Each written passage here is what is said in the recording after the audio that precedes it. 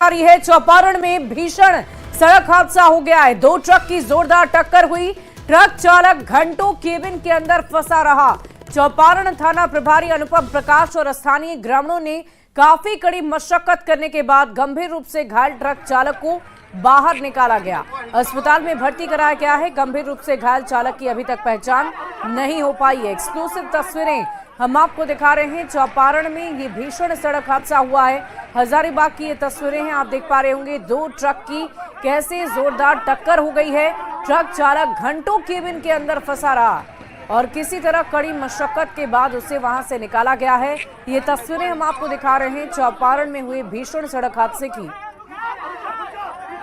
स्थिति ये है कि वहाँ अगर थाना प्रभारी महोदय नहीं होते तो किसी का जान बचाना भी संभव नहीं है। ये थाना प्रभारी का देन है, इनके कार्य कुशलता का मैं धन्यवाद देता हूँ कि अपने गाड़ी से उन्होंने लोड करके कम से कम हॉस्पिटल तक पहुँचाए। सरकारी हॉस्पिटल व्यवस्था के नाम पर ध्वस्त, किसी तरह को कोई व्यवस्था नहीं। और संवेदक तो एकदम रोड बनाने और संवेदक का तो पूछिए ही मत, जितना इनको ये किया जाए कम ही होगा। 6 लाइन रोड जो बन रहा है उसमें सारा अनियमितता ही हो रही है। किसी तरह का कोई पब्लिक का कोई काम नहीं, ना कोई गाड़ी वाले का रोड कट रहे हैं कि चौपारण का जो है वो घाटी मौत का घाटी हो गया है। और यहाँ ना चौपारण प्रखंड सबसे बड़ा प्रखंड है और एक भी ना हॉस्पिटल में एम्बुलेंस है। एक रोड में NHI के द्वारा रहता था, वो भी एम्बुलेंस को यहाँ से हटा दिया गया है। आज आदमी जीवन और मौत के बीच जूझ रहा है। बड़ा बाबू अपने गाड़ी में पेशेंट को ला हॉस्पिटल में ला रहे हैं। पार्ट जो सेंट्रलाइज्ड है तो वो जिला स्तर से और राज्य स्तर से चलाया जाता है। तो हमारा जो एम्बुलेंस यहाँ पे जो मिला हुआ था पहले से, वो विगत 2-3 महीने से खराब है और बनने के लिए गया हुआ है। और उसके अलावा कोई और एम्बुलेंस है नहीं। एक एम्बुलेंस हम लोग को मिला हुआ है विधायक निधि के तहत से, तो उससे भी हम लोग चलाते हैं, लेकिन उसका भी स्थिति अच्छा नहीं है। बहुत दिन से मेंटेनेंस भी नहीं हुआ है और दिन भर में मतलब एक्सीडेंट आएगा, एक बार में 3-4 आ जाते हैं। तो एम्बुलेंस से तो हम लोग कोई व्यवस्था दे सकते हैं, बाकी जो रहते हैं उनके साथ दिक्कत। और इस पूरी खबर की अधिक जानकारी के साथ न्यूज 18 संवाददाता हजारीबाग से सुशांत सोनी हमारे साथ फोन लाइन पर जुड़े हुए हैं। सुशांत, क्या कुछ जानकारी है, इस वक्त वहां की क्या स्थिति बनी हुई है?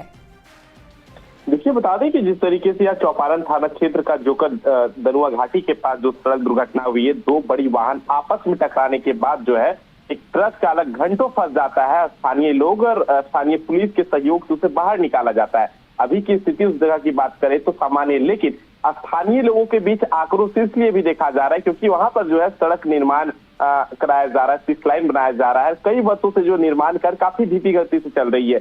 इसी वजह से जो आए दिन सड़क दुर्घटना देखने को मिलती है। खासकर अगर हम दनुआ घाटी की बात कर ले तो पर कहीं ना कहीं जो है एक वो मौत की घाटी के आपसे नाम से जाना जाने लगे, क्योंकि आए दिन जो है सड़क दुर्घटना वहां पर भी देखने को वो मिल रही है। लेकिन एक बड़ा सवाल अब यहाँ पर ये आ रहा है कि जो एम्बुलेंस की समस्या देखने को मिल रही है, लोगों को जो है निजी वाहन से जो है वो घायल को पहुंचाना पड़ रहा है, तो कभी जो है स्थानीय प्रशासन अपनी वाहन से पहुंचा रही। तो इस पर भी जो है लोगों ने मांग किया है कि एम्बुलेंस की सुविधा कम से कम उपलब्ध कराई जाए ताकि समय पर जो है लोगों का जान बच सके। जी चलिए, बहुत बहुत शुक्रिया सुशांत हमारे साथ जुड़ने के लिए। इस पूरी खबर पर आप लगातार नजर बनाए रखें।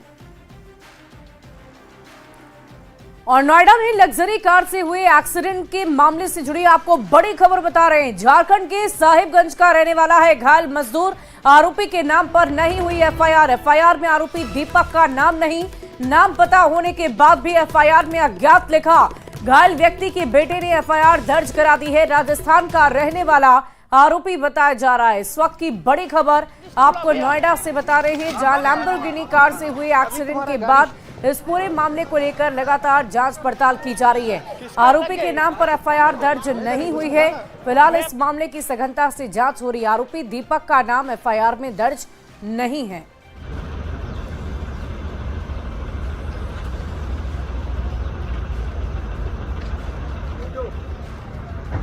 आदमी मरा पता है, मर गया इधर। तो क्या देख उधर, पुलिस को बुलाओ, पहले पुलिस को बुलाओ भैया। अभी तुम्हारा गाड़ी किसका लग गई? कुछ बताना भैया, पुलिस को बुलाओ। दोनों आदमी बैठ कर खाने में बना कर खा रहे थे और उधर से आया, जैसे लग रहा है कि पगला का जैसा गाड़ी आ रहा है। हम लोग को उड़ते बस गाड़ी आ गया, नहीं भाग पाए। गिर गए, तो इसने चक्के में गाड़ी गिरा चढ़ा दिया। इस वक्त में मैं खड़ा हूँ नोएडा स्थित सेक्टर 126 स्थित थाने पे, और वहाँ पे आप देख रहे हैं ये लंबोर्गिनी कार जो आप देख रहे हैं, और इस कार की अगर बात करें तो ये कार से ही कल 2 मजदूर घायल हुए थे। हालांकि वहाँ पे 3-4 मजदूर थे, लेकिन 2 मजदूर जो है बेहद गंभीर रूप से घायल हुए। और सबसे बड़ी बात है कि इस कार से जो हादसा होता है, 2 मजदूर जहाँ घायल होते हैं, उस मामले में मौके से ही एक दीपक नाम के एक युवक को पकड़ा जाता है। जो स्थानीय लोग होते हैं वो उस कार में जो बैठा होता है, दीपक जो इस फ्रंट सीट पे आगे बैठा हुआ था, जो इस कार को ड्राइव कर रहा था, दीपक को मौके से ही पकड़ा जाता है। उसके बाद पुलिस के हवाले किया जाता है। दीपक की गिरफ्तारी तो हो जाती है, लेकिन उसके बाद जो FIR दर्ज होता है उसमें दीपक का नाम कहीं भी दर्ज नहीं है, उसके जगह पर लिखा है अज्ञात।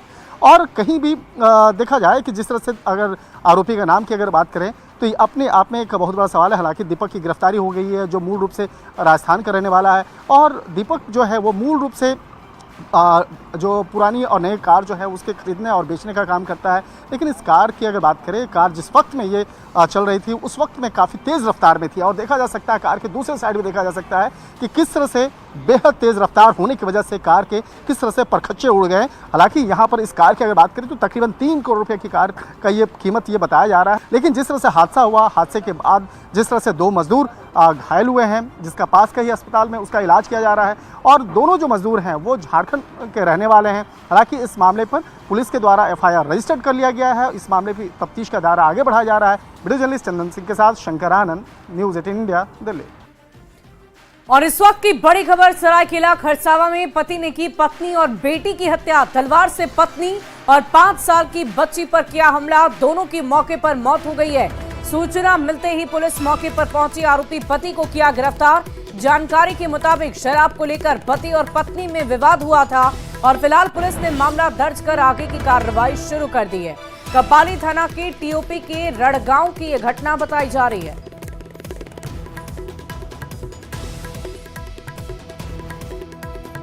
क्या दोनों आप झगड़ा करता रहता था? अरे सुकाल झगड़ा हुआ था। अच्छा, फिर?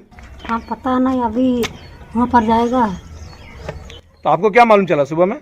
हाँ मालूम, किसको नहीं जाना। क्या नाम आपका? देवरानी का क्या नाम था? और आपका देवर का? तो ये मियाँ बीवी में कुछ हुआ, बातचीत हुआ, उसका माइंड कुछ काम नहीं करता बोलता है, इसीलिए फिर उसका हुआ कि रात में उन्होंने बातचीत किया, फिर सुबह जगह कि उसका ऐसा झगड़ा हुआ कि वो लोग भाई, उसका भाभी लोग सब साथ में रहता है। फिर बाद में देख रहा सुबह कि उन लोग उसका लड़का को और उसका बीवी को मार दिया। अच्छा, क्या नाम था उसका? नाम तो नहीं पता है। तो यहाँ पर आके क्या करता था? कोई लेबर कुली का काम करता, मजदूरी का।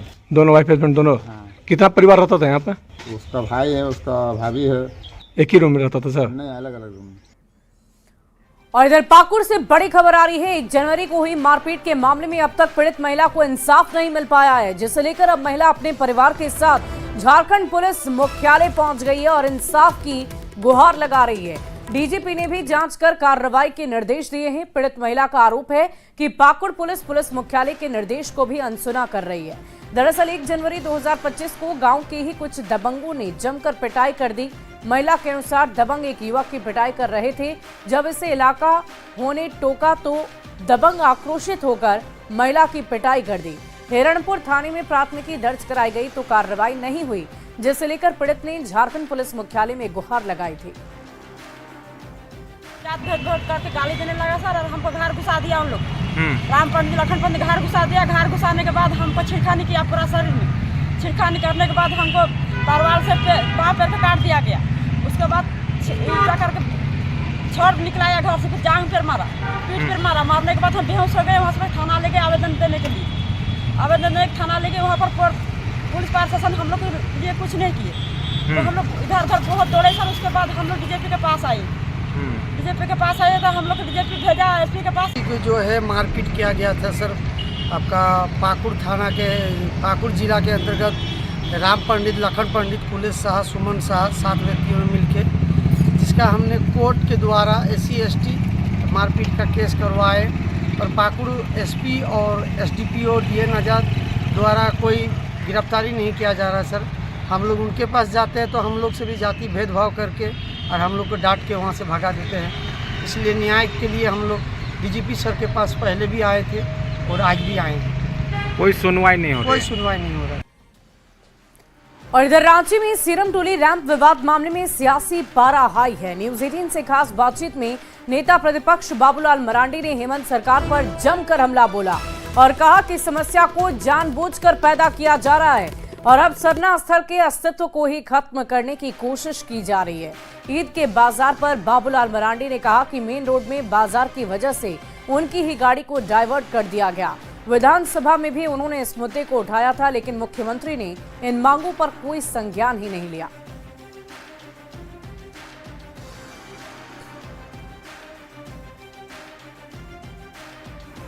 राज्य में प्रकृति पर सरहुल का मौसम चल रहा है, लेकिन इस उत्साह के मौसम में विरोध की आवाजें भी आ रही हैं। हमारे साथ यहाँ पर नेता प्रतिपक्ष बाबूलाल मरांडी जी, उनसे जानेंगे। सर, ये जो पूरे एक तूफान समाचार है कि रांची में सरना स्थल के पास जिस तरीके से रैंप को हटाने की मांग हो रही है, कल जिस तरीके से, क्या कहेंगे?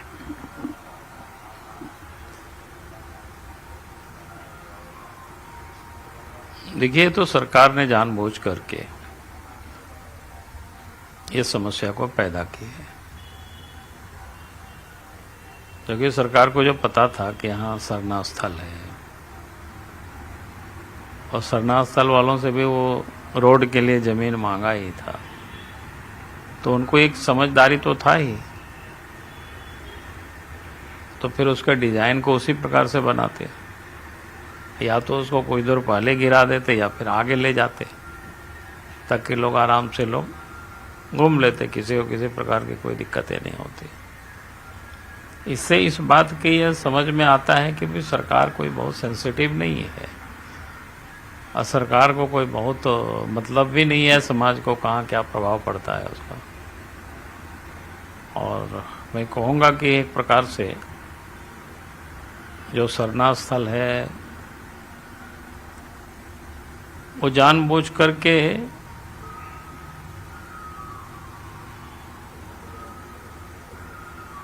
उन्होंने उस स्थल को ही एक प्रकार से समाप्त करने के उन्होंने भरसक प्रयास किया और ये गलत है। कल होकर के दूसरे भी समुदाय के लोग सड़क पर बाजार लगाएंगे तो आप उसको कैसे रोक लेंगे? एक खबर सर आ रही है कि घाटशिला बारागोला की तरफ जो जेएमएम के कुछ नए जो पदाधिकारी नियुक्त हुए हैं, बाकायदा थाने में स्वागत किया गया उनका। हमने तो कल कहा भी है,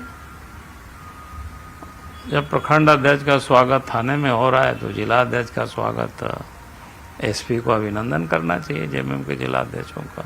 देखिए, प्रदेश अध्यक्ष के चुनाव का एक प्रक्रिया होती है, प्रोसेस होता है, उसमें से हमारा पार्टी काम कर रही है, उससे दिल्ली का कोई मतलब नहीं रहता है नेताओं से। साहब बता रहे हैं कि जिस तरीके से वहाँ पर सरना स्थल के पास रैंप का जो मामला हो, साहब बता रहे हैं कि इसमें आपस में बातचीत करके जो समाधान है, जिसकी मांग आदिवासी समाज कर रहा है, उसके बीच का रास्ता निकलना चाहिए, जन भावना को संतुष्ट करना चाहिए। कैमरा प्रभाकर के साथ संजय कुमार सिन्हा, न्यूज 18 रांची।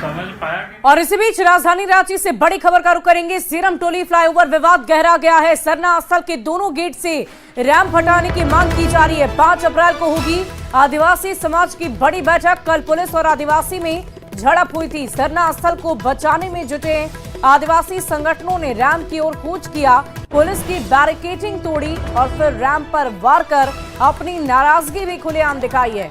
आदिवासी संगठनों ने सरकार को अल्टीमेटम भी दिया है।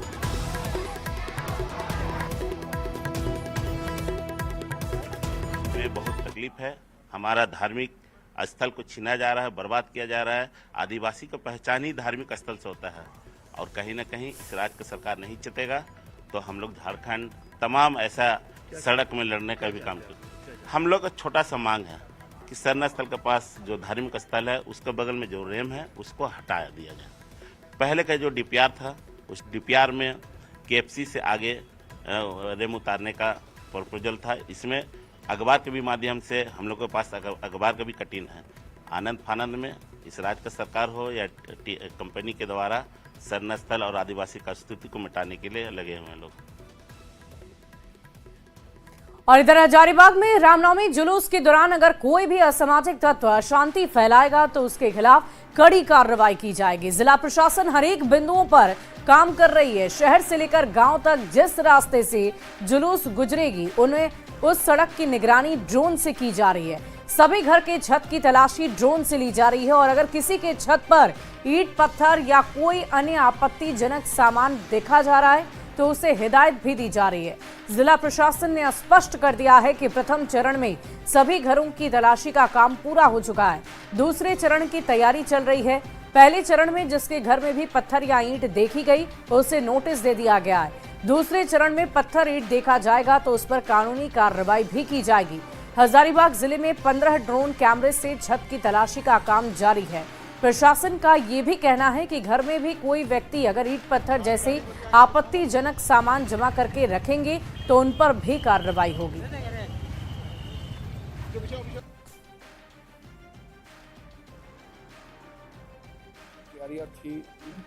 लगभग हमको लगता है कि उसी टाइप की तैयारी रहेगी, उससे बढ़ की कहीं ज़्यादा सशक्त रहेगी।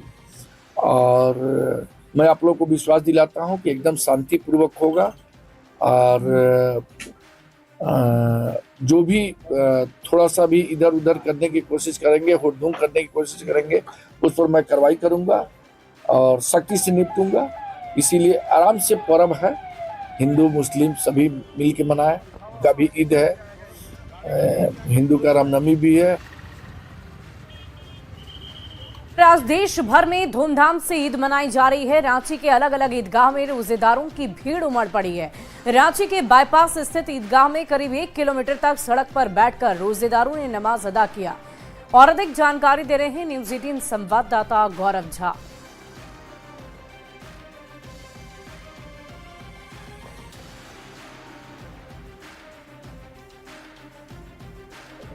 के अंत के बाद आज ईद के दिन आप देखिए कि रांची में किस तरीके से उत्साह देखने को मिल रहा है।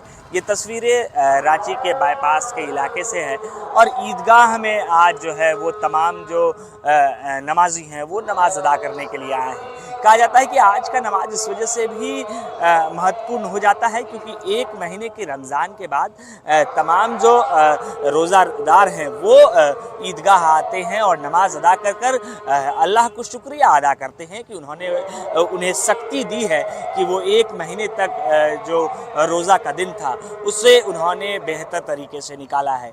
और रांची के अलग अलग ईदगाह की इसी तरीके की तस्वीर नज़र आई है। रांची के अलग अलग ईदगाह में लगातार सुबह से ही जो लोग हैं वो पहुंच रहे हैं और नमाज अदा कर रहे हैं। ये तस्वीरें किशोरगंज के इलाके की है जहां लगातार नमाजी पहुंचे हैं और ईदगाह में नमाज अदा कर रहे हैं। गौरव झा, न्यूज़ 18 रांची। और इधर स्वास्थ्य मंत्री डॉक्टर इरफान अंसारी ने देवघर के मधुपुर में ईद की नमाज अदा की है। प्रदेश वासियों को शुभकामना दी और कहा कि गिले शिकवे भुलाकर एक दूसरे को गले लगाकर ईद और सरहुल का एक साथ जश्न मनाएं। झारखंड में एकता और सौहार्द का संदेश दें, नफरत भूलकर प्यार बांटें, झारखंड को आगे बढ़ाएं।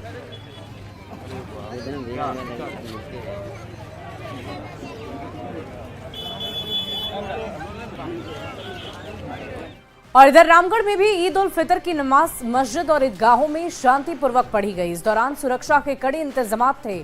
सभी मस्जिद और ईदगाह के आसपास में मजिस्ट्रेट के नेतृत्व में पुलिस बल की तैनाती हुई।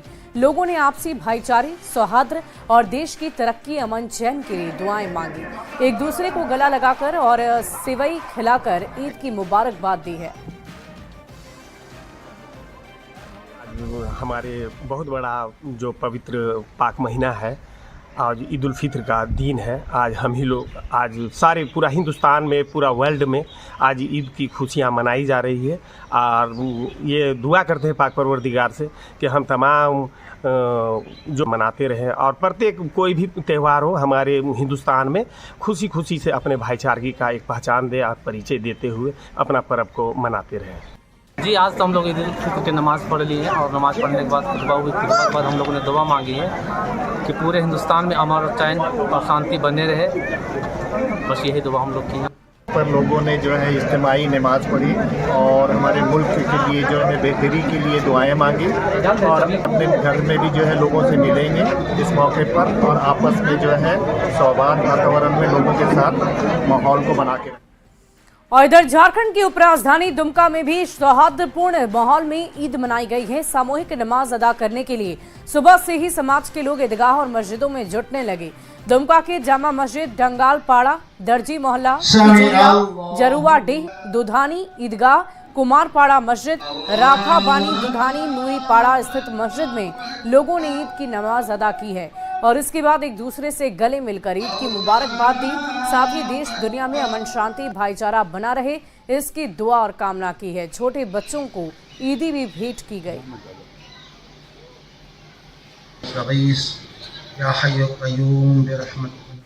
और बात करते हैं झारखंड को उड़ीसा के रास्ते होते हुए मुंबई को जोड़ने वाली NH 143 की, जो हादसों को दावत दे रही है। सिमडेगा के पंडरी पानी के पास NH 143 पर बने छिंदा नदी पुल काफी जर्जर हो गई है। पुल के रॉड टूटने लगे हैं। पुल के दोनों छोर पर बड़े बड़े गड्ढे बन गए और इन गड्ढों में लोहे के एंगल टूट गए हैं, जिससे गाड़ियों के चक्के फंसने और टायर फटने का खतरा बन गया है।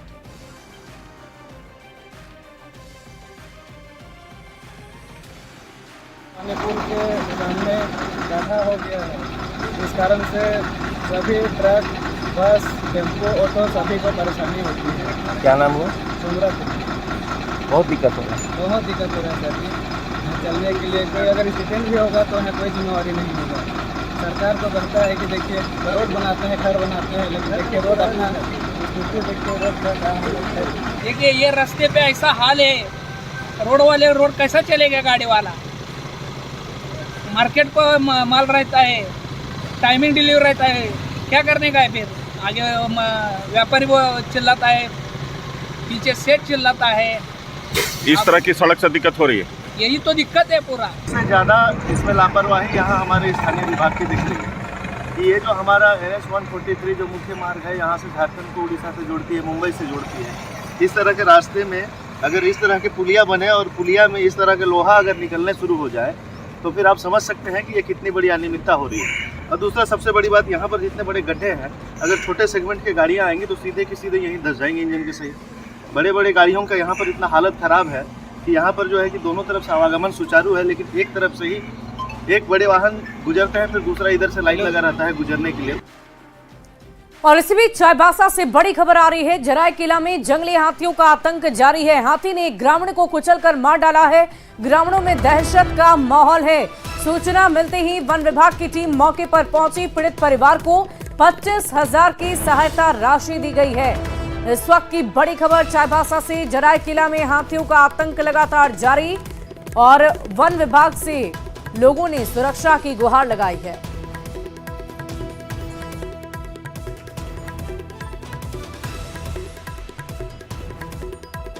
तो चाईबासा से ये खबर आपको बता रहे हैं। वन विभाग की टीम मौके पर पहुंची। पीड़ित परिवार को सहायता राशि भी दी गई है। 25,000 रुपए की ये सहायता राशि दी गई और चाईबासा से ये बड़ी जानकारी। वहीं झारखंड में हाथियों के उत्पात से स्थानीय लोग बेहद परेशान हैं। हाथी शहरी इलाकों में घुसकर लोगों की जान के पीछे पड़ गए हैं। वन विभाग की टीम हाथी को खदेड़ने की कोशिश कर रही है। हाथियों के आतंक से लोगों में दहशत का माहौल है। हमारी इस खास रिपोर्ट को देखिए। झारखंड में हाथियों ने आतंक मचा रखा है। राज्य में हाथी अलग अलग जगह पहुंच रहे हैं और उत्पात मचा रहे हैं। कहीं हाथी किसी को बेघर कर रहे हैं तो कहीं किसी की जान के पीछे ही पड़ गए हैं। हजारीबाग और गुमला में हाथियों ने ऐसा उत्पात मचाया है कि स्थानीय लोगों में दहशत फैली हुई है। वन विभाग की टीम तुरंत मौके पर पहुंच रही है और हाथियों को जंगल की ओर भेजने की कोशिश कर रही है। हाथी एग्रेसिव हो गया है, आदमी को दौड़ा रहा है और मार रहा है, इसलिए जंगल में महुआ चुनने नहीं जाएं और जंगल में आग भी नहीं लगाएं। आग लगाने के कारण हाथी अपना जो रूट है उसको चेंज करके इधर उधर भटक जा रहा है। गुमला में हाथियों ने पिछले 36 घंटे से आतंक मचा रखा है। हाथियों ने पिछले 36 घंटों में 1-2 नहीं बल्कि 5 लोगों को कुचलकर मार डाला। वहीं घटना के बाद हल्ला करने पर हाथी वहां से भाग निकले। घटना की सूचना मिलते ही वन विभाग की टीम मौके पर पहुंची। वन विभाग ने मृतक के परिजनों के लिए 4 लाख मुआवजे का ऐलान किया, जिसमें 10,000 रुपए तुरंत परिजनों को दिए गए। 10,000 मुआवजा दिया गया है और कागजी प्रक्रिया होने के बाद उसको फिर पे 3,90,000 पैसा दिया जाएगा। सिर्फ गुमला ही नहीं, हजारीबाग में भी हाथियों ने आतंक मचा रखा है। हजारीबाग के शहरी इलाकों में हाथी जैसे ही घुसे, इलाके में अफरा तफरी का माहौल हो गया। हाथियों ने क्षेत्र में कई जगहों पर तोड़फोड़ की और एक बाउंड्री की वॉल को भी ध्वस्त कर दिया। हाथियों को रिहायशी इलाके में देखकर लोग दहशत में आ गए और घरों में दुबकने के और फिलहाल